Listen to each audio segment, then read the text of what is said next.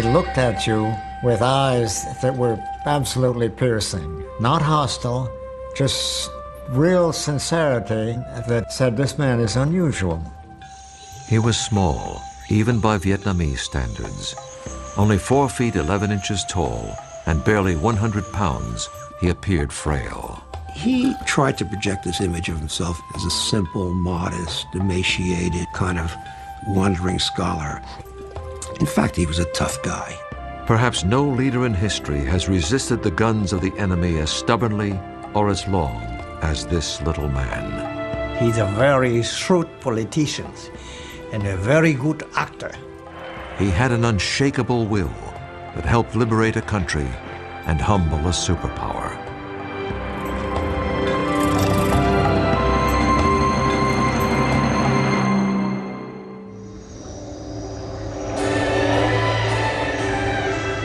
In the late 19th century, Indochina was France's most valuable colony. The French made huge amounts of money with rubber and rice exports, especially from the territory now known as Vietnam. Unfortunately, the native people received little or no benefit of this wealth. They had few rights within their own country and little hope for a better life.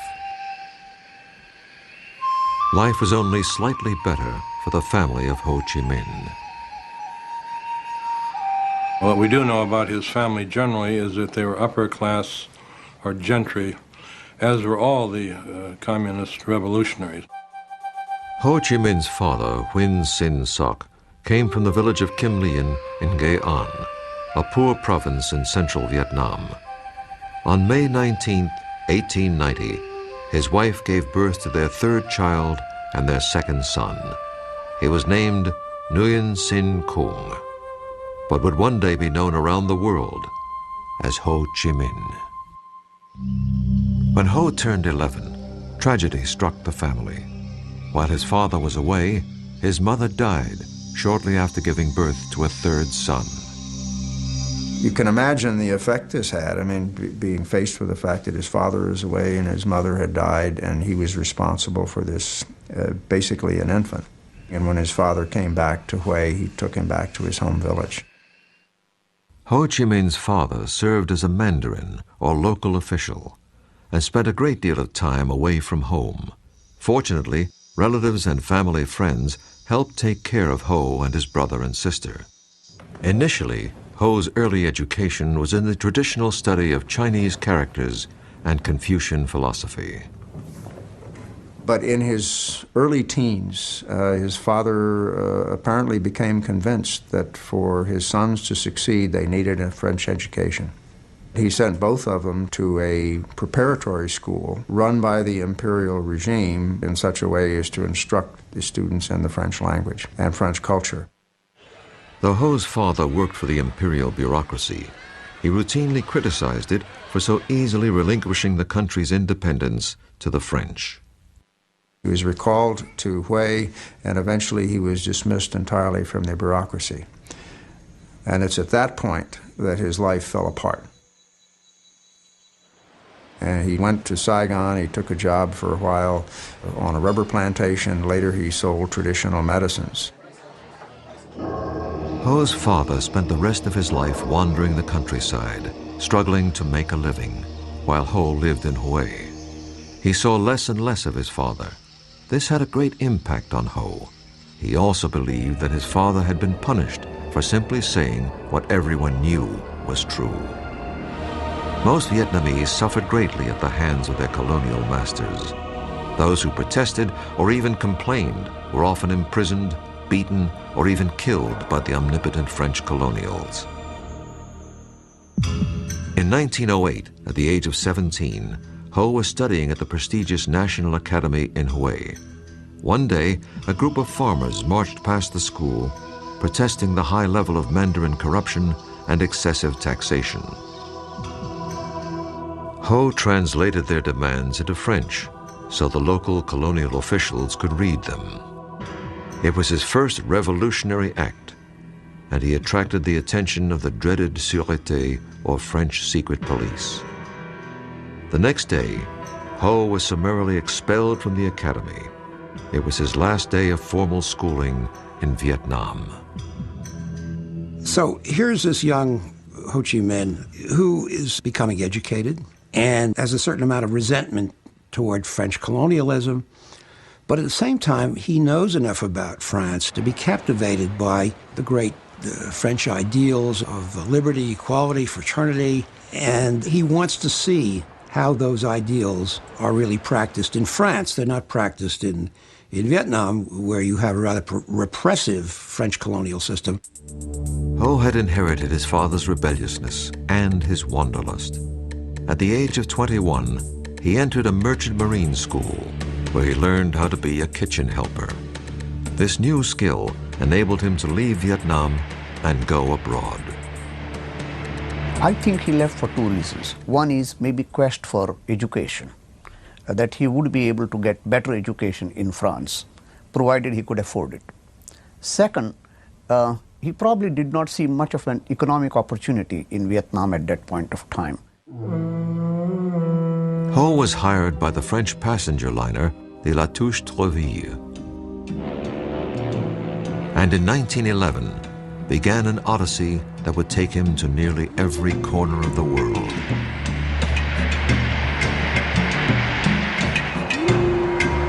Over the next few years, he saw the terrible impact of colonialism on many other countries. This had a profound influence upon him. Finally, Ho arrived in France. Despite his anti-colonial sentiments, Ho applied for entrance to the French colonial school that trained officials to serve in France's colonies around the world. This was hardly the career path of an anti-French revolutionary. Ho's application was turned down. There's no indication as to how he reacted to the rejection, except that we may assume that it probably strengthened his assumption that he couldn't expect to work from within the system, that he was going to have to work outside the system. In other words, it could very well have been one of a whole series of steps that eventually led him into becoming a revolutionary. Ho wandered around France for a year or so. He supported himself with a variety of odd jobs, including gardening and dishwashing. He went back out to sea between 1911 and 1917, traveling to Africa, South America, and even the United States. On one trip, he reportedly jumped ship in Boston and made his way down to New York City. I mean, here he is seeing, as it would be to any kid from this faraway place, the skyscrapers, the highways, taking the subway up to the Bronx, taking the ferry to Hoboken. He was absolutely dazzled by the Statue of Liberty and everything it represented. While working as a dishwasher in New York's Chinatown, Ho was amazed to learn that immigrants in the U.S. were entitled to legal rights that the Vietnamese weren't allowed to have under the French in their own country. He said, I was with the lowest labor types in New York. There were blacks, there were Chinese, and they weren't quite as well treated as the Anglo-Saxons. But he said, you know, they could all vote. And this impressed him tremendously. Shortly before the start of World War I, Ho left America and sailed to England. He found work in the kitchen of the famous Carlton Hotel under the legendary French chef Escoffier. Escoffier is very impressed by Ho because Ho speaks French, because he's very courteous, and eventually is promoted to being the assistant pastry chef. While in London, Ho had met many other passionate anti-colonialists from places like India, Africa, and Ireland. These contacts rekindled Ho's own nationalist notions. He rededicated himself to liberating his homeland. In 1917, he decided to forego a promising career as a pastry chef and moved to Paris. He would learn how to become a revolutionary.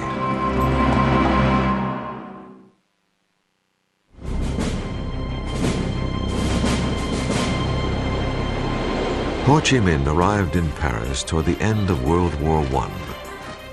There was a large Vietnamese community living there, but more important, This was where the decisions that affected colonial Vietnam were made.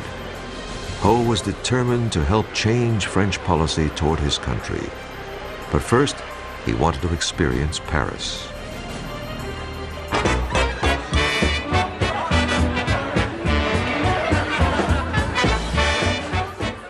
He wandered around the town and would go to art galleries, take in lectures, improving his French. He used to love to go to music halls, and one of his favorite singers was Maurice Chevalier. And he memorized these songs and went on for the rest of his life, without the straw hat, of course, singing Maurice Chevalier songs. In Paris, Ho supported himself through a variety of odd jobs. He worked as a cook and he retouched photos. He even reported on boxing matches and reviewed films for a French newspaper. Of course, his primary goal was to somehow organize Vietnamese expatriates into a movement that would pressure the French government into improving conditions in his homeland. People who encountered Ho Chi Minh in those days tended to say pretty much the same things. Very intense young man, very anxious to learn, very idealistic, a man very much driven by ideas. But what was remembered about him perhaps more than anything else was his sharp eyes that essentially seemed to penetrate the soul of the person who was talking to him. Ho discovered that there were many Frenchmen who were sympathetic to his cause. These liberals encouraged him to join their socialist group and to write and publish his own ideas. Soon, Ho and other Vietnamese expatriates began publishing an anti-colonial newspaper directed toward the Vietnamese community in France. Their leaflets were even smuggled back to Vietnam. All of his writings really are on that theme, what a rotten deal colonials are getting all over the French Empire, which indeed they were. And Ho's point of thinking is, how do you fix this? Do you fix it with revolution? Do you fix it with violence? How do you do it? Writing under the pseudonym Nguyen Ai Quoc, or Nguyen the Patriot, Ho simply advocated better treatment and equal rights for his people, not revolution. He achieved a near-legendary status in certain circles back in Vietnam, where his rhetoric was considered visionary. Ho also attracted the attention of the imperial regime back home. They accused him of inciting treason and condemned him to death if he ever returned to Vietnam. In 1919, U.S. President Woodrow Wilson traveled to the Versailles Peace Conference to present his famous 14-point plan for world peace. Ho and his associates discovered that one of Wilson's key points was that all nations deserve the right to self-determination. Ho believed that this meant that the U.S. was advocating the end of the colonial system. And Ho Chi Minh, thinking that this might apply to Vietnam, got himself all dressed up in a cutaway coat and striped pants and a top hat. And he went out to Versailles carrying with him a document that he had written, which was a kind of inventory of various cases of French repression in Vietnam. And his idea was to give this to Wilson so that the United States would then exert pressure on France. Well, he got very rudely rebuffed when he tried to go in to see Wilson or even deliver this. Ho had believed that President Wilson would be sympathetic to Vietnam's plight. He was greatly disappointed that he was unable to present his case. This forced him to look elsewhere for help. A socialist showed Ho a paper that had been written by Vladimir Lenin. In it, the Soviet leader wrote that one of the keys to the spread of communism was the liberation of all colonies. The Russians wanted to end colonialism not because they loved the people who were under colonial rule, but for their own selfish interests. They wanted to weaken the Western powers. But regardless of what their motivation was, they were the only power at the time to advocate it and to actively want to offer help. And it's at that point, as he basically points out, that he determined to become a follower of Lenin, not because he had any understanding of Marxist ideology, but because he loved the strategy that Lenin had set forth as a means of liberating the colonial peoples. In 1920, Ho became one of the founding members of the French Communist Party. He was 30 years old. He had become a great propagandist while living in Paris, but he wanted to learn how to turn rhetoric into revolutionary action. He believed there was really only one place to learn this craft: Moscow. In 1923, Ho received an invitation to join the Comintern, the organization set up by the Soviets to export Marxism and Leninism around the world. He jumped at the opportunity. He disappeared from Paris, leaving his friends wondering what had happened to him. I think what drew Ho to Moscow, first and foremost, was nationalism, the desire to find help to liberate his country and his people. Ho became an important member of the Comintern. He now took his orders from Moscow. I always felt that Ho Chi Minh had very little time for Marxism as a philosophy, as a way of interpreting history. He had great admiration for Leninism and the techniques and the methods to be used. The rest of the world may have abhorred Lenin's tactics, but Ho was devoted to them. He believed that he had found the blueprint for liberating his homeland.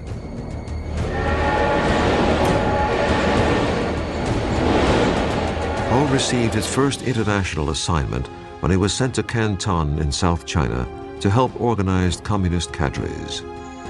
It was here that he also began a clandestine lifestyle that would last nearly 30 years. He went underground, so to speak. And you have him wandering around the world under a wide variety of aliases. Some of them Vietnamese, some of them Chinese, depending on where he was and what purpose he needed. If, for example, he contributed to a French newspaper, he'd call himself Victor Le Bon. If he contributed to a Russian newspaper, he'd call himself Nafransky, and so forth. In 1927, Ho was nearly arrested when the Chinese nationalist leader Chiang Kai-shek turned against the communists. Ho narrowly escaped capture and a likely death sentence, and eventually made his way to Siam, or present-day Thailand.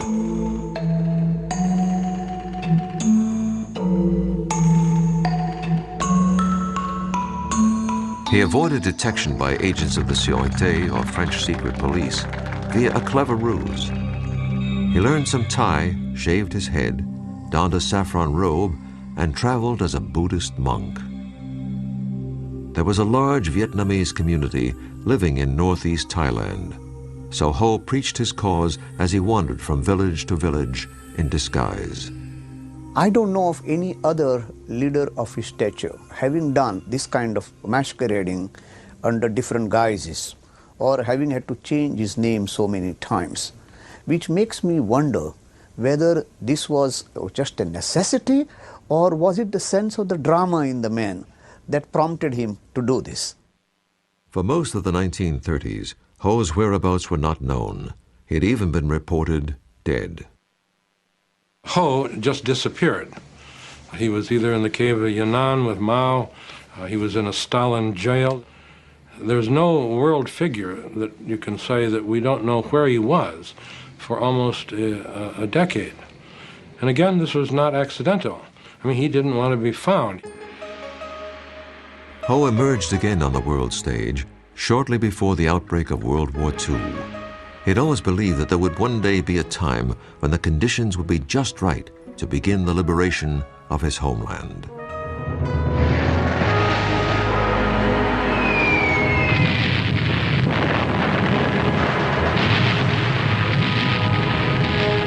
When France fell to Germany in the early months of World War II, and the pro-German Vichy government took over the colonial rule of Vietnam, Ho believed that the moment had arrived. In early 1941, he slipped across the Chinese border and into the jungles of North Vietnam. Incredibly, this was the first time Ho had set foot in his homeland in over 30 years. He was armed only with his ideas, but he was determined to lead a revolution, to liberate his country, or to die trying.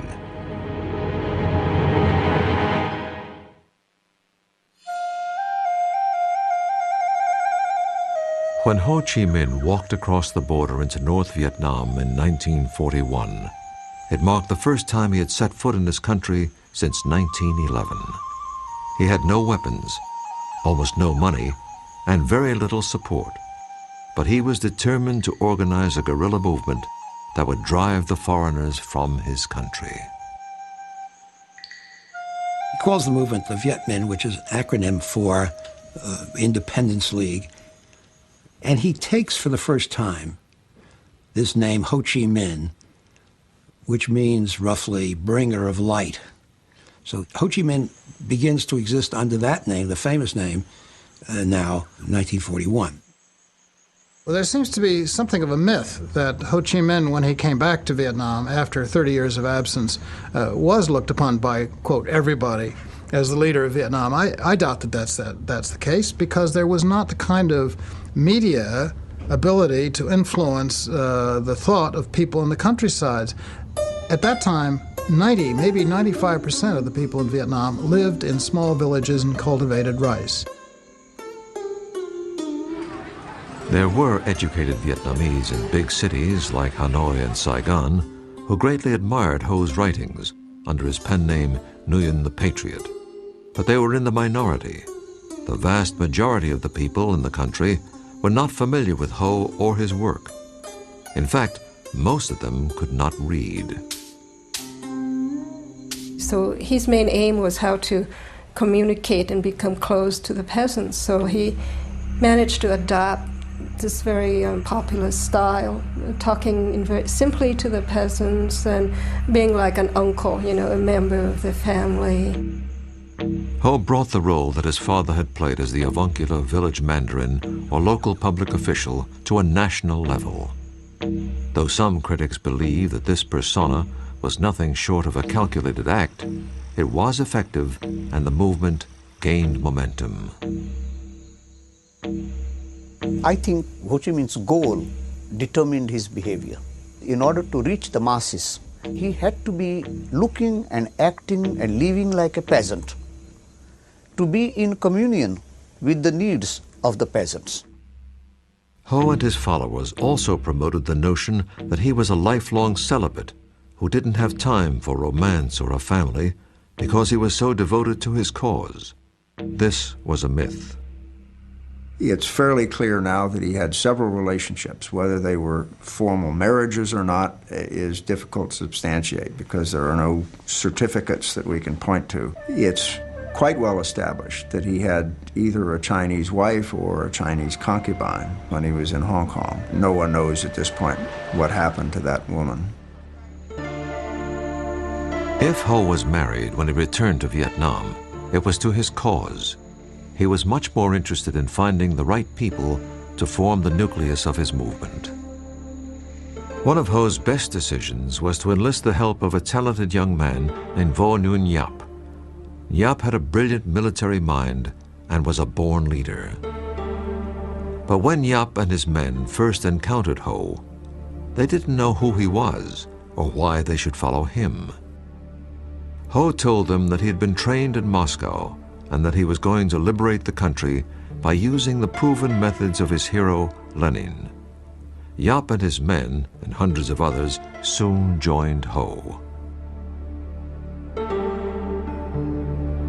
I never thought of him as a revolutionary as much as an organization man. What he was a genius at was his ability to organize movements, the front organization particularly. A popular front is simply a group of groups united in a single purpose. Ho brought many of the other Vietnamese nationalist organizations together under his banner.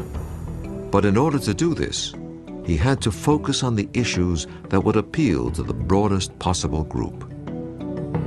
One was the issue of national independence, and the other was what might loosely be called social justice, which would mean land reform, better working conditions, democratic rights, and things of that type. You note here not a single word about communism, about collectives, about nationalization of industry, but very simple humanistic ideas that the vast majority of the Vietnamese people could accept.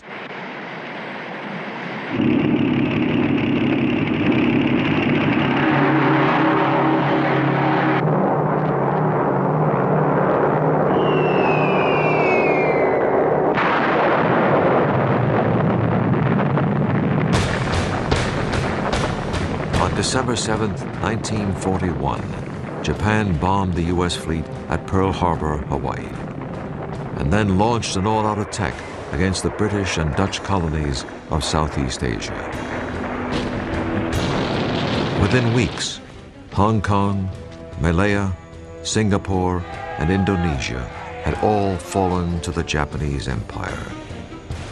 The Japanese called off their attack on French Indochina when the local pro-Nazi Vichy colonial administration agreed to collaborate with Japan, Germany's Axis partner. Ho could very well have said, okay, I will side with the Japanese because they're like Asians. But he came to the conclusion, very wisely, the Japanese are no better than the French. They're both aliens. Neither one of them is going to do us any good. Ho Chi Minh traveled to South China. Since the Chinese were also fighting Japan, he believed that he could get some military aid from the nationalist Chinese. To his surprise, he was arrested by the local authorities because he was a communist. Ho was thrown into prison. He kept a journal, writing mostly in the Chinese of his youth, in hopes of converting his captors to his point of view. In one poem he wrote, "My heart travels 1,000 miles toward my native land. Innocent, I have now endured a whole year in prison. Using my tears for ink, I turn my thoughts into verse." Ho's health deteriorated as the months passed. He had to find a way out of prison, or he would never live long enough to liberate Vietnam.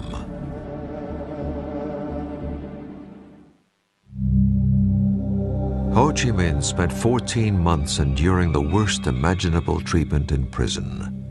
As the war worsened for the Chinese, Ho convinced his captors to release him so that he could gather intelligence on the Japanese.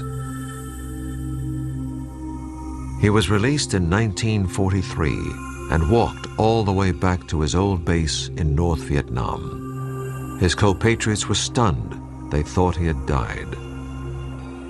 Once again, he became the leader. He was 53 years old.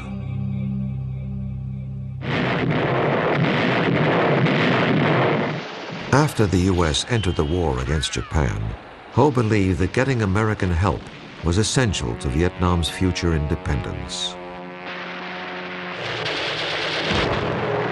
When an American pilot was shot down in North Vietnam, he was brought all the way back to his base in China by Ho. And you got to try to imagine this guy. He's wearing sandals and shorts. He's got this wispy beard, and he looks like, you know, he weighs about 85 pounds, and he looks like he'd be blown over with a feather. Ho offered his services to the commanding officer, General Claire Chennault of the legendary Flying Tigers. Chennault declined the offer, but the Office of Strategic Service, or OSS, America's wartime intelligence service, was interested.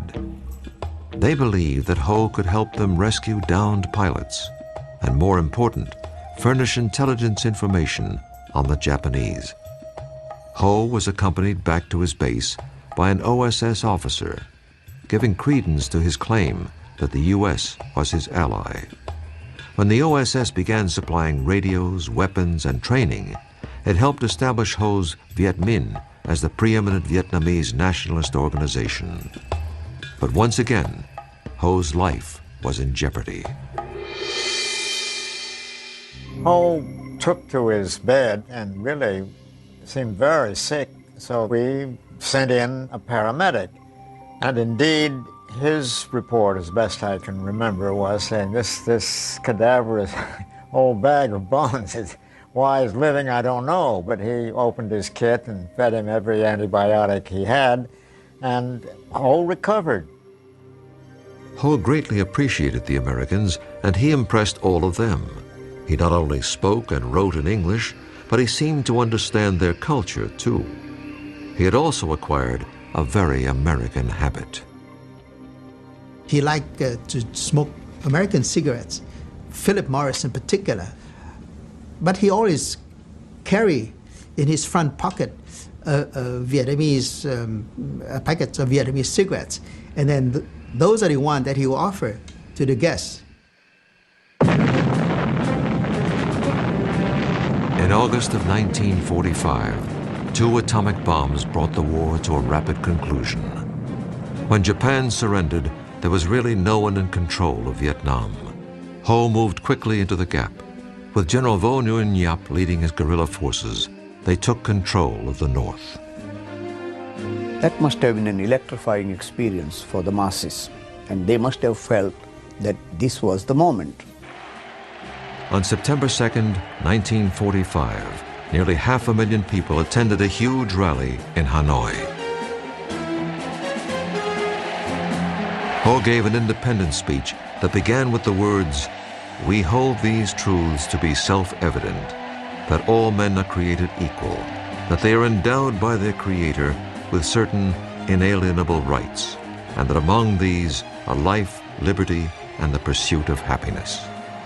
He quoted directly from Declaration of Independence, and maybe what he was doing was flattering United States so that they could be on his side. He was disarming his opponents by saying that he was not going for Marxist revolution, he was only going for plain, simple independence for his country.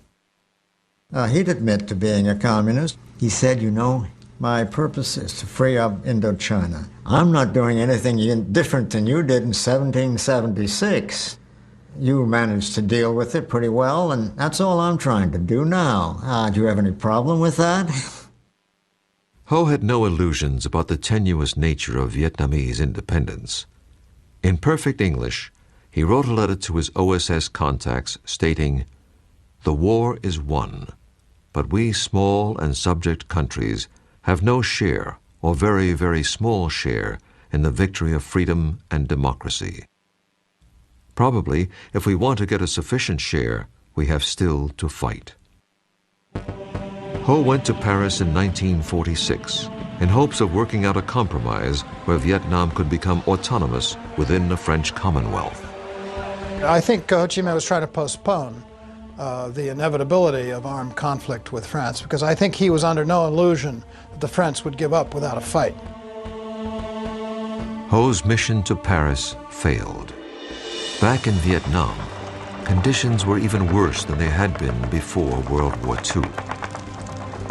The French army returned and brutalized the country. As many as 2 million Vietnamese starved to death during a famine, while rice was exported to France. Ho appealed to the U.S. for mediation, but never even received a reply.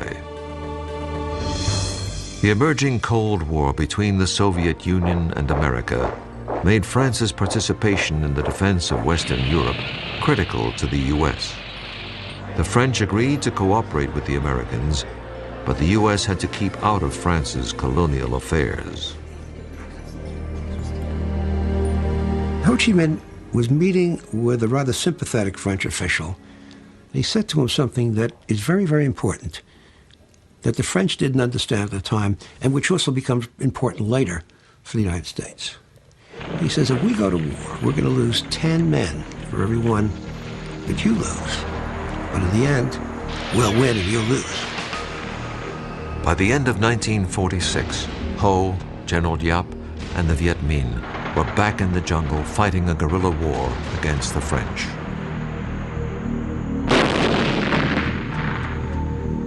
Initially, it seemed unlikely that the Viet Minh would have any hope in defeating the French. But by 1954, the French were desperate to end the bloody guerrilla war that seemed to have no end in sight. The French decided to spring a trap for the Viet Minh at a place called Dien Bien Phu. They believed that the ensuing battle would end the Indochina War. It did end the war, but in a way they could never have imagined.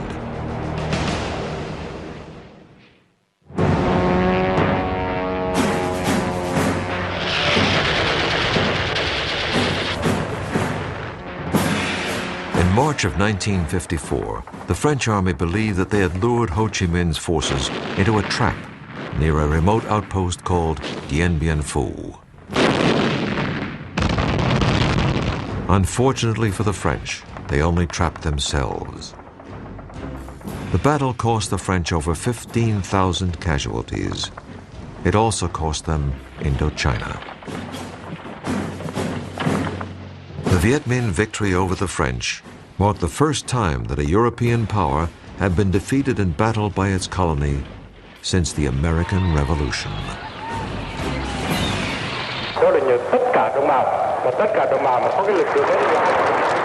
Ho's leadership and tenacity contributed greatly to the victory, as did the aid of a powerful new ally, the Red Chinese.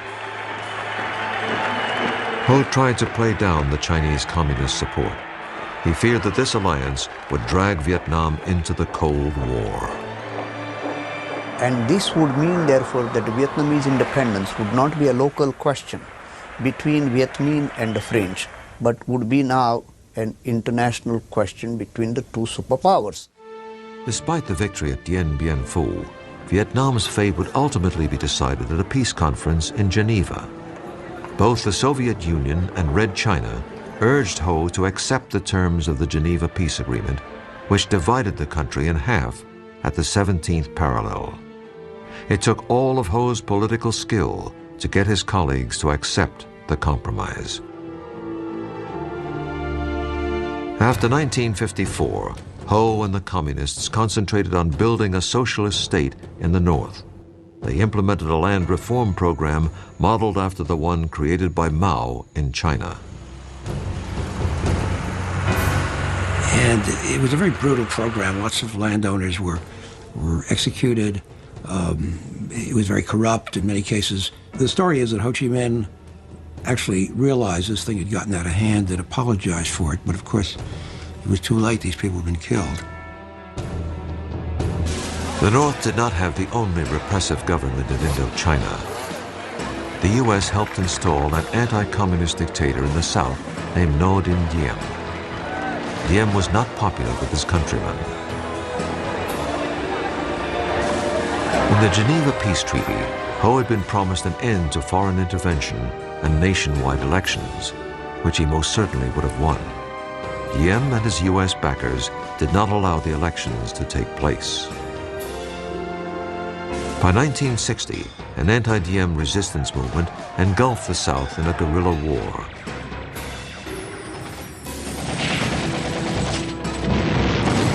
The more the North supported the guerrillas, or Viet Cong, the more the U.S. intervened to counter the spread of communism. Just as Ho had feared, Vietnam had become the key battlefield of the Cold War. We had this idiotic idea that communism was a monolith, that all communists were the same, and Ho was part of that monolith. But there's a lot of evidence that he wasn't. If only we had come to the point where we'd say, okay, he's a communist, but he's our communist, you know? By 1966, the Vietnam War was in full swing. By now, Ho was 76 years old and probably not involved in the day-to-day conduct of the war. But he was still the prime source of inspiration to the Vietnamese people to fight on, no matter the cost. Ho Chi Minh died on September 2nd, 1969, at the age of 79. Though it would be almost 6 more years before the final Vietnamese victory, most of Ho's countrymen believed that he was the one most responsible for the liberation and unification of Vietnam. Today, Ho Chi Minh's legacy is as controversial and complex as the man himself. There's On the one hand, the image of Ho Chi Minh as the patriot, the leader of his country's struggle for national liberation, the man of simple tastes, a man who is almost more a Confucian than he is a Marxist or a Leninist. The other image of Ho Chi Minh is as an international communist agent, the head of a repressive regime which carried out policies deeply repugnant to many Vietnamese. I think you got to deal with the dual character of this man. At the same time that you have this image of the kindly, wispy, emaciated, frail Ho Chi Minh, you got to remember underneath that is a really tough figure, absolutely dedicated, absolutely relentless. The ends were always more important than the means to Ho Chi Minh. But some critics believe that the communist economic and political system that he left behind was too high a price for independence and unification. Ho Chi Minh said in 1945, they would like to have Vietnam independence, freedom, and happiness. And from the three slogans, what is left right now? Independence, yes, but what does it mean without having freedom and happiness? There's no doubt that the communists under Ho often brutally eliminated their political opponents. But Ho's role in this is not clear. Ho was the leader at the time, and errors did take place, so he should take some of the blame. I think he was a very driven man, a man driven by the cause that he believed in. As a young man, Ho dreamed of changing the lives of the Vietnamese people, but he probably never dreamed how much he would also change the United States. Ho Chi Minh hands the United States the first defeat in its history, in the longest war of its history. And in that respect, he should teach us a lesson, which is you don't get involved in wars in these places when you're up against enemies that are intensely, passionately nationalistic and are prepared to make these limitless sacrifices to win. Recent estimates of Vietnamese casualties since 1946 are placed at over 3,500,000 dead. This staggering number is a reflection of the steely determination of Ho Chi Minh and the Vietnamese people. Ho Chi Minh's enduring legacy in terms of his image and the way he is seen around the world, I think probably he's remembered perhaps more than anything else as the leader of probably the most successful movement for national liberation that we've seen in our century. Ho Chi Minh accomplished an incredible feat in helping to free his country and unite it despite the opposition of France and the United States. This achievement required the efforts of a man who was part Lenin, part Gandhi, part Confucius, and all Vietnamese.